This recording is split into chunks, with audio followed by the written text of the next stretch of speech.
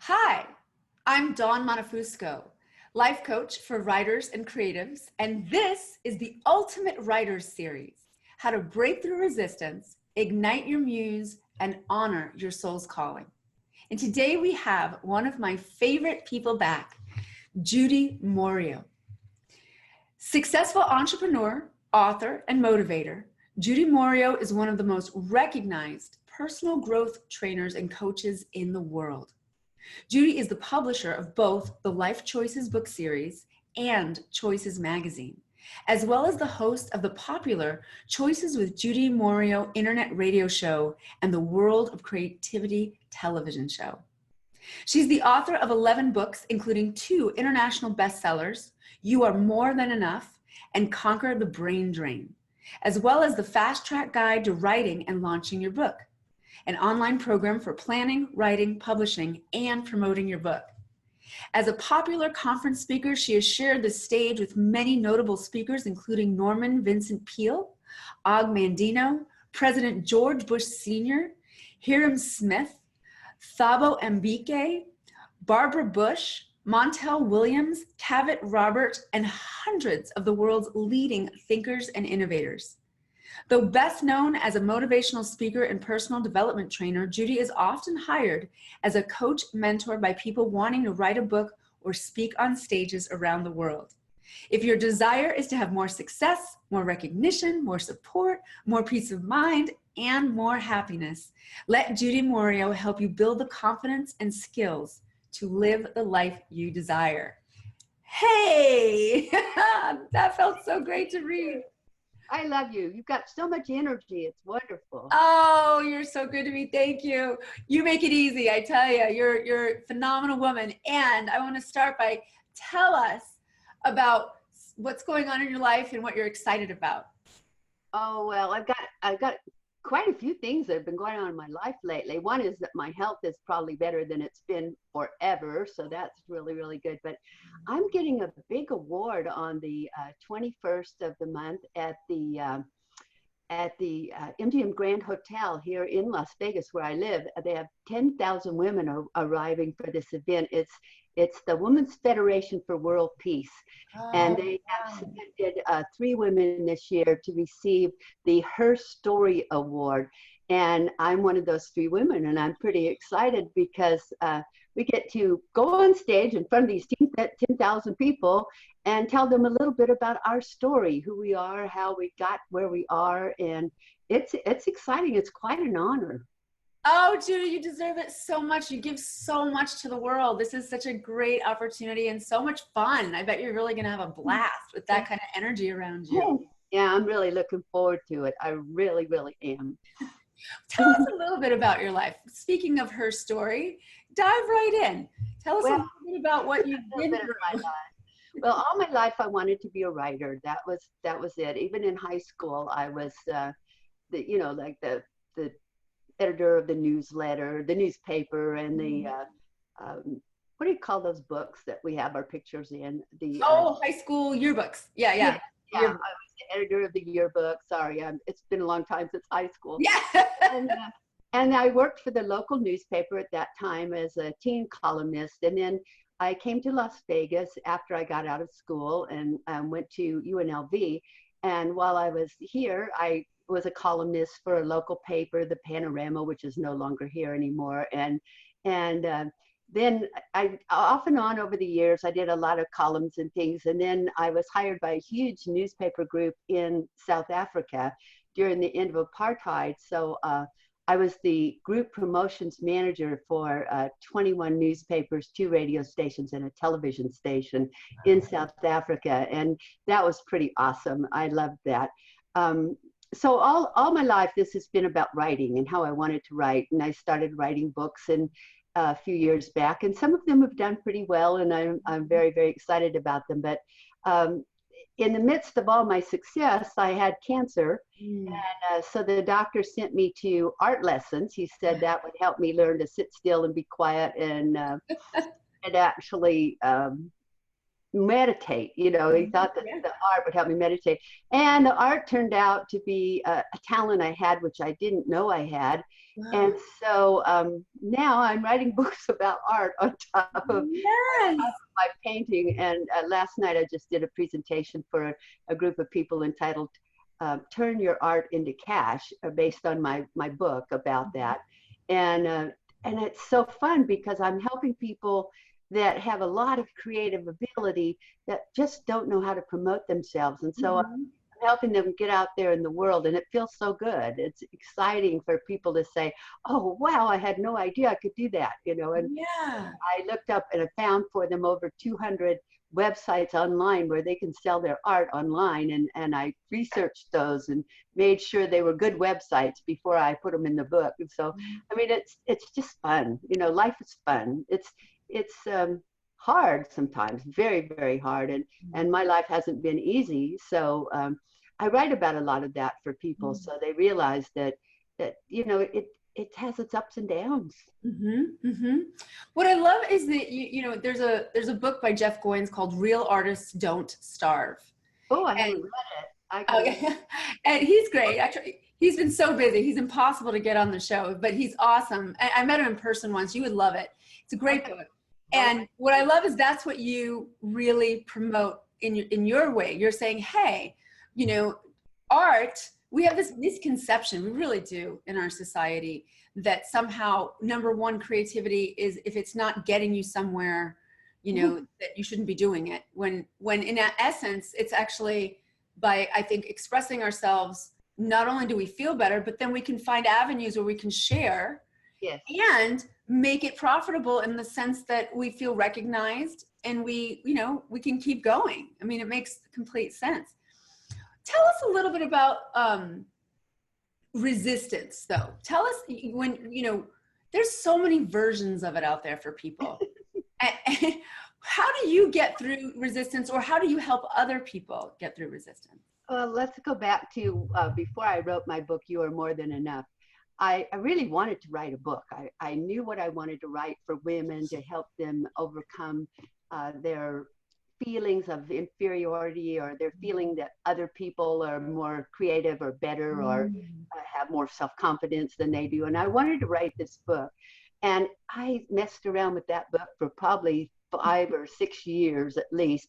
I kept, I'd write a little bit and then I couldn't get it to come. And, you know, it was my own insecurity. Even though I knew that I knew what I was talking about and I could help other people, I had my own hangups. And so I just couldn't make myself do it. And then I went to a writer's conference. I got there and I was very impressed with the people who were there, and I met a couple publishers. Well, one publisher said they would like to publish my book. And so, wow, when? In 3 months? Oh my goodness. So the thing that really helped me was that timeline. Once somebody said, okay, we'll publish the book and you got to have it done in 3 months. Well, guess what? I did that book in 3 months and 1 week. And I was a week late. She said, that the publisher said, well, you were closer than most people get to their deadlines. And see, I didn't realize that a lot of people do miss their publishing deadlines. And so publishers give us impossible deadlines for us to get somewhere close sometimes. So I got the book done, and then I realized all it took was for me to sit down and do it. You know, that was what it was. And then I started writing other books. And each time something would happen in my life, all of a sudden it would be like, oh, let's write a book about that. Yeah. So that's how come the books are adding up now. They just I have one shelf where I just keep one copy of each of my books, and it's almost full. I'm like, yay. But it's because now I realize that it's just a matter of discipline. And so many times people say, you know, well, I have to wait until I get the mood to write, or I have to wait until I get the mood to paint. See, I came from one of those families. I have 4 sisters and a brother that are all artists, that were artists. They're all gone now, but they were artists, and they were these mood people. You know, oh, I'm not in the mood to paint right now, or yes, I'm in the mood. So I thought it had to be with moods. I thought somehow a mood was magically going to jump on me, and then I was going to write this great book. But it doesn't work that way. You have to discipline yourself to sit down and do it. And I've written this course, which, by the way, we're going to give free to the people who are watching today. And it's a 4-part course, which is about planning your book, promoting your book, planning your book, writing your book, publishing your book, and promoting your book. Is 4 parts. And that's what I had to learn with myself. I had to plan the book, which a lot of people don't realize that. We just sit down and write. But it's important for you to write down and say, how much of this am I going to put down? Let's say you're writing a memoir. Can you write a memoir of your whole life in 500 pages? Maybe not, you know. So what part of your life is important enough for you to put it in that 500 pages? So you want to plan that out. Like, memoirs don't have to be about your whole life. They can be about parts of your life. So right now I'm writing a memoir about my 8.5 years of living in South Africa during apartheid. And so, you know, that's not going to be my whole life story, but it's going to be that particular part of my life. And that's probably what people are more interested in than the fact that, you know, when I was a child, I'd stand on a tub and speak to the world and the birds, you know. So it's about planning and then actually writing, sitting down and disciplining yourself to write and not self-edit. You know, people self-edit. You know, they write a page and then they have to edit it. Don't do that. You just write and write and write and write and write until you're done. And then you go back and edit. Because if you're self-editing, you'll never get past that first chapter. And I don't always write the first chapter first. Now, when I plan out my book, I plan out this is what the chapters are going to be. And then I write the easiest chapter first. And then I write the next easiest and the next easiest. And by the time I get around to really, really writing, I've got the book half done because we got all the easy stuff done. And so I think, oh, it's halfway done now. I can finish it. And, you know, it's just a discipline, but my discipline is very creative. I don't do it like sit down and write from front to back sort of thing. It's whatever pops in my head according to the outline, because I have this plan with the outline, and I'll look at it, and today I might think about something that's in outline chapter 12, you know, or outline chapter 4. And so I write that and I put it in a particular place until I have more to go with it. It's not that I write it straight through ever. And I like to write, because I write nonfiction, I like to write my chapters where they're standalones, where if somebody reads a chapter, they feel comfortable having read that chapter like they got something from it. And the other thing, by writing them as standalones, when I get the book done, if I see I've got 12 chapters and they're not in the right order, it's easy to move them around because they don't refer back to previous chapters. That's awesome. I love this format, by the way. I've you know, played with, I've taught memoir here and there and yada yada, but what you're saying right now I think is so important for people to hear, because we get stuck in that traditional way of thinking. You know, I gotta tell the whole story, I gotta do it chronologically, I gotta do this, I gotta do that. Everything you have said I think is so important for people to hear, because it makes writing, first of all, easier. You've got a container, you know where you're going, but then you can go in different spots. And if they're standalone, you know, then you can have fun with the organizing of it. And I think that makes a memoir, which, like you said, is just parts of your life. You take a part, you say, okay, I'm going to do this part of this life. And then I might write about another part of my life. I have one guy, he wrote 3 memoirs about different aspects. One's travel, one's work related, one's health related. But I feel that what you've just explained, I'm hoping people are really listening, because I think that also helps get rid of resistance, because you've given so much options to just, you know, have direction and have freedom, kind of in the same way. Yes, most definitely.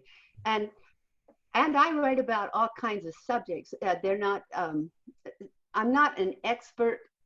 Well, I am an expert, but if you looked at my books, my library of books that I've written, you wouldn't think I was an expert in any one field, because I write about self-esteem, and then the next thing I wrote about when I had cancer, and I do a lot of research for these books. So it's not just my opinion of everything. I want it to be important to the person who's reading it, that they're getting some value from it, as well as my story. So my story is only there to emphasize the points that I'm trying to get across to them about that particular thing. And when I wrote the cancer book, it was in order to give people options, so they Yeah. wouldn't like, oh, there's only one way to get well, sort of thing. And the same thing with the recent books. I've written a book called Turn Your Art into Cash. I've written a book called Turn Your Speaking into Cash. And speaking is about branding and marketing your expertise. The art is about branding and marketing your creative products. And so it's, even though that doesn't sound like they all make sense, they are not all in one genre. They make sense because it's about my life in a way. Yeah. Oh yeah. All the different things I've done. And the Conquer the Brain Drain book also came out as Ignite the Spark. Now that's a leadership book, and it came from when I was in a leadership position, and then I was working for a company that wanted a book on leadership and creativity. And because people say that the two biggest demotivators in the workplace are poor leadership and boring meetings. So my business partner and I wrote a book that put both of those things together. Here's how to be a good leader and how to have great meetings. Yeah. And so even though, like I said, they're all different subjects, they're all subjects that I'm very, very interested in, and I believe really help people make a difference in their life. And that's what my whole life has been about. I've, from teaching self-esteem and teaching confidence. I don't think you probably know, but years ago there used to be this department store across the country, across America, called Montgomery Ward's. Oh, I remember. I used to get the catalog. Yeah, and people would get the catalog. Well, I was Wendy Ward for Montgomery Ward, and it was my job to teach all these little kids how to believe in themselves. Wendy Ward was like the face of Montgomery Ward's, and she would teach children how to walk and stand and sit and do their fingernails and do their skincare and so on. So that was my job. And I loved it. I absolutely loved it. And it led into my starting my own business and becoming, one of the top modeling agencies and finishing schools on the West Coast. And then eventually selling that and going into the speaking world. And so it's been a great life, but it's always been about helping other people realize because I didn't have self-esteem as a child. And so I wanted to learn that. And then I think we become an expert because we study things that we need to know ourselves. Exactly. And then I would get busy and help other people believe in themselves. And now that I'm old, my new quest here is to teach older people how to believe in themselves. Yes. I find that women who are 50, 60, 70, even 80, they still have trouble believing how powerful I know they are. I had a lady tell me the other day, 84-year-old lady, she called me and she said, my husband died and my dog died and I'm all alone.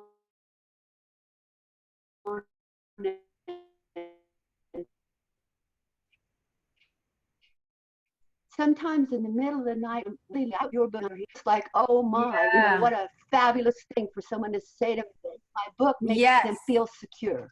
It makes them feel not alone. For a writer, that's probably as powerful a thing as you could ever get. I was going to say, you hit the nail on the head. The way that you share what you've learned, you said a couple of things in there that was really wonderful, which was, in one way, we teach what we want to learn ourselves more, right? We go, well, they say the best way to learn something is to teach it, so if you're passionate about something and then you learn something and then you learn how to be good at something, you can actually even be better at it when you figure out how to share it and teach it and make a difference in other people's lives. And I think that with writing, one of the things that people who are older, I'll say over 50, that take, they don't realize that you're not like an Olympic skater. You can write until, I have a woman, she's 103. She wrote her first children's book and it's out, and people are buying it. And so there's an audience and we can make such a difference. And I think that now, especially with the internet, I love it. But I think that we also realize how timeless we are, because Judi, you're timeless. One of the things about you that I think is phenomenal is, you literally with whatever is happening in the world, however it's moving, you know, you could be, you literally talk like a millennial. And I mean that in a good way, because I personally I like millennials.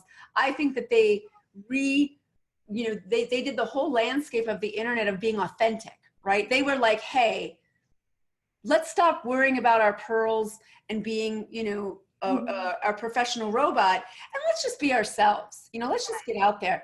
And you really not only adopted whatever is evolving as the world evolves, you evolve.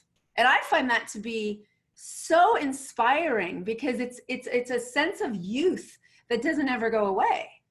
And you give people, I mean, even me, you give people so much, I mean, you gave me so much hope in the last interview we did, because I thought, wow, there's no end to, you know, creativity and evolution and getting out there and making a difference in the world. I was like, Judi is timeless and she's still doing it. And one of the things that you did that I want you to maybe talk about a little bit is, because of the cancer, you discovered art in a different way. And so this seemingly negative event actually led you into a whole world. And you actually went to numerous doctors until one said, take a ballroom dance class and a painting class. You remember, yes. And it was because that doctor said that, you thought that was the guy for me. He's going to help me heal. And I have since interviewed people, and they said that creativity is about to be a prescription in like yoga used to be, and meditation, and we never used to talk about that in medicine. Tell us a little bit about that journey where how did you know intuitively, wow, that's the doctor for me? Well, when I got the cancer, I went to a traditional doctor, and I did do the surgery to have the tumors removed. Mm-hmm. And then they said, you have to do chemo and radiation. And my sister was very ill, and I was taking care of my sister and supporting her. And so I couldn't take off work and not make money, because she was having a lot of problems that had to be cared for. And so I couldn't be sick. I couldn't go and do chemo and radiation and be ill, because I had to keep working. And so I kept going to different clinics to see if anybody could help me in another way, or if they could help me fast, or what could be done. And when my girlfriend said, well, there's this doctor in Cedar City, Utah, that's actually curing cancer. And I'm like, oh yeah, sure. And she said, well, just go up there and see him. She said, he's really helping me with my multiple sclerosis. And so I went up there, and I have to tell you, when I walked in his office, it was so peaceful. It just had this incredible peace when you walked in, and he came out to greet me. I didn't sit out there and wait a long time. The receptionist was there, but he walked out and said, come on back. And then he said, as he sat down in his chair, he said to me, let's see if we can get you well. Now, that was the first doctor that said that. All the other doctors had said, let's talk about treatment. But he said, let's see if we can get you well. And for some reason, that really resonated in my head. Let's see if we can get you well. And I had been praying that I was doing the right thing by not taking chemo and not doing the radiation. And I was hoping that God was going to send me a sign. And I was thinking he would send me like a rainbow or a white or something cool. But he didn't. And this doctor, he wanted me to tell him about my life. And so I told him about my sister and how sick she was. And I told him about all of these things. And then that's when he said, okay, we're going to put you on a different diet. You're going to have to come up here 3 times a week, and we're going to put you on a drip of vitamins and minerals and trace elements. And you're going to have to really get rid of the stress in your life, because that's what's doing it. And to get rid of that, you need your ballroom dance lessons, and you need to take art, which I thought he'd lost his mind. And you have to change your diet. And, I mean, there was a lot more to it than just art lessons, but I did everything he told me. And as I was leaving that very first day, he said, oh, by the way, there's a chiropractor down the street, and I've called him and made an appointment for you, because you look like your neck hurts, because my neck was real stiff because I was so stressed. And he said, so go down there and get your neck adjusted. So I went to the chiropractor, got my neck adjusted, And as I was leaving, I went into the restroom because it's a 3.5 hour drive from there to my home. And I was in the restroom and I looked up on the wall and there was this sign on the wall. And it said, "The power that made the body heals the body. It is the only way." And Mm. I just got this incredible peace. And it was like, there's my sign. I didn't expect it to be a real sign. I expected something else, but I ran out and I got my assistant who was driving me, and I pulled her in there and I said, "Look, you have to go to the bathroom. You have to go to the bathroom." She goes, "I don't have to go to the bathroom." I said, "Yes, you do. Come to the bathroom." And so she's reading the sign and she looked up there and she said, "You know something, Judi, I think you're the only person that God writes personal letters to." And we got a big laugh out of it, and we got in the car and we stopped in St. George, Utah on the way back to see a friend of mine who's a missionary. And I told her about the sign, and she said, "Well, you know, when you get that feeling, that's God talking to you, and so you have to listen." So that's when I decided, okay, I'm doing the right thing. This doctor's the right person. This treatment's the right thing. And I really went with my intuition. And see, I believe so many people go against their intuition about life, about health, about food, about art, about writing. You know, they think, I can't do that because Right. other people have programmed the "I can't" into their brain, you know, or people have laughed at us. See, I mean, all my life I was a bit out there, you know, and I would tell people I'm going to do this, and they go, "Yeah, sure, or "You can't do that because that's just not done. People don't do that. It's not possible." Mm. I did that my whole life, and so it's I've had to learn to accept who I am, and that I Mm. am real different from other people. You know, I'm 75 years old now, and Wow. I'm still going. You know, I'm writing my books and painting my pictures and traveling around the world. Last year I went to Kenya and Tanzania and visited art galleries, and this summer I'm going to Washington State for 2 months and study art. And it's, you know, you don't have to be old and sick, and you don't have to be old and bored, and you don't have to be old, period, you know, as far as Agreed. I'm concerned. And people tease me all the time about, you know, "You spend a lot of money on false eyelashes and false fingernails." And I'm like, well, so what? You know, that makes me feel pretty. And if that's what makes me feel pretty and makes me feel good, it'll help me create, and it'll help me inspire others, and it'll help me be the best that I can be. And that's what we want. I want to have a good life. I want to live every day until I die. You know, Yes. I don't Yes. want to be sick. And that was what I said back with the cancer. I don't want to be sick. If I die, I die. You know, I Right. mean, what am I going to know? I'm either going to know that there's a heaven or a hell, or Yeah. I'm going to know that there's nothing. I mean, whatever eventually happens when I die, it's going to be one thing or the other. But if I'm sick, I'm going to be here throwing up and being and Mm. not making money and not having a good time. I don't want to do that. I'm not going to be sick. Agreed. Agreed. I love it. I love it. You're so, gosh, your energy is so inspiring. And by the way, just as a side note, I agree. I get my nails done, and one of my things, I have a guilty pleasure. I'm just going to say this. I have a guilt. I always joke and I say I have a guilty pleasure. I watch a lot of videos on makeup over 50, you know, whatever it is, because I think as women, we're, you know, and men can go do their own thing, but it's so much fun to just feel alive in whatever way that Yes. that works for you. Like some people it might be saunas, or they like to go to the beach more, or some Right. people, you know, whatever it is. I love this concept though, that, you know, your healing came from, number one, the doctor said, let's get you well. Yes. I find that also creative resistance, at least the people that call me and the people that are in my groups, the women that are in my groups, they just want to finish a first draft. You know, I'm not the woman that's going to, you know, I can give you lots of resources on like you do. Like I can give you Judi's books. I can give you coaches that'll help you with marketing and all that other stuff. My job though, is I get people out of the resistance to just write the first messy draft without thinking about all these other things. And magic sort of happens in the sense that they start to feel better Yes. about who they are, why they're here, and what they're doing, even though nothing is really changing except that they're able to create. They're able to, which I think is the closest thing we get to God, is in our creativity. Oh, I'm sure. I'm sure. Tell I us a little more about that channeling. You know, when people say ignite the muse, like you said, there's discipline, there's sitting, you know, you got to sit down.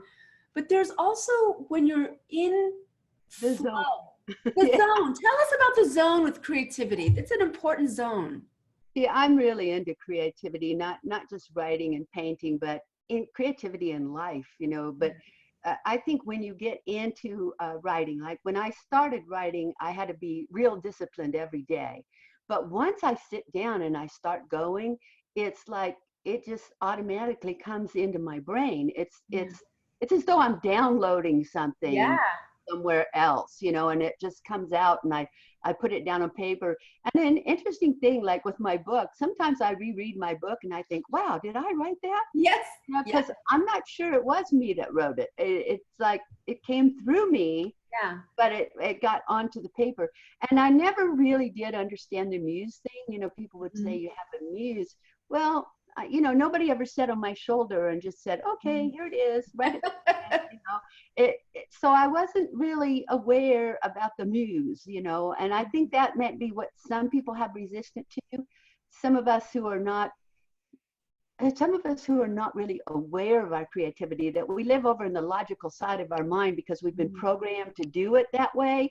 We're like, a muse? What's a muse? What do you mean a muse? We don't know what a muse is, you know. But what happens is, after we start to allow our creativity to come about, and we, you know, we do the discipline of writing, and it starts to come about, then we start to realize what the muse is all about, and that it's actually that downloadable information that we have.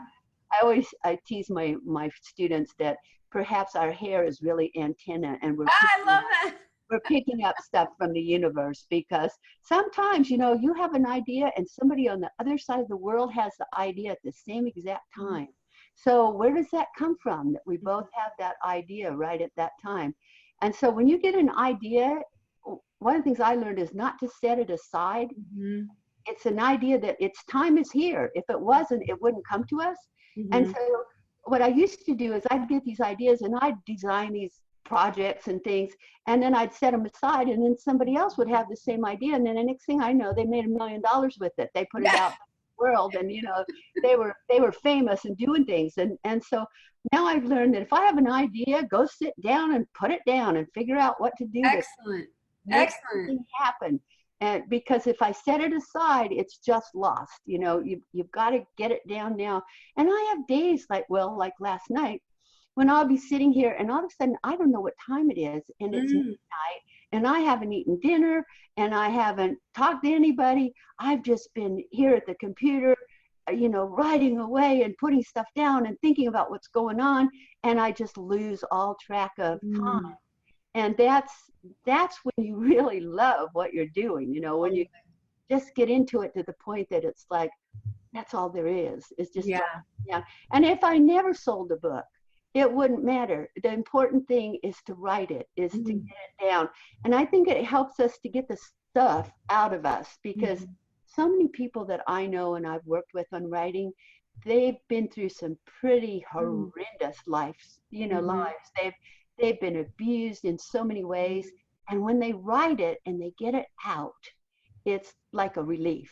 It's like it helps them get it out of inside, get it out there. And the relief is better. You know, it's like, oh, now my life can be better because I've said it, I've done it. It's not that secret anymore, you know. That's awesome. And I do anthologies where I help people write about, you know, whatever it is that's bugging them. We put them into themed anthologies, and then I publish them and I sell them for them, you know, and it's great because they can get that story out. And once they've written that first little story and had it published, then they get to writing their book. It's like, yes, I've done that. I can do this. Yes. Oh, I love it. What great inspiration you're leaving us with. We're out of time, but how about you just remind us about that awesome free gift, because it really is an awesome one, before we sign off. Yes, that writing course that I do, it's a 4-week course. I'm going to give you the link for it so that they can it'll be on the page. Yeah, on the page. Good. So that they can get it. But it's the one I sell online, but I'm giving it free today. And it is, like I said, the first section is about planning your book, and it's got checklists for when you do it, you check it off. Love it. And it's writing your book. and then it's publishing your book is the third part, and then promoting your book. So it's the whole course. Wow. From beginning of planning all the way through to getting your book out there to the world. And so I'm giving that free today to anyone who's listening to this. Thank you so much. Oh, Judi, it's such a pleasure. I love being here with you. I love interviewing you, and congratulations on your award coming up. Excited. And keep doing you, because you are amazing. And I'm so honored to have you here today. And thank you for so much inspiration for all the ladies and people out there who are struggling. Hopefully this opened them up a little bit. And don't forget to sign up for her free gift link, because it's awesome. Thank you for having me on the show. Oh, thanks, Judi. You have a great day. Thank you. Okay. Bye.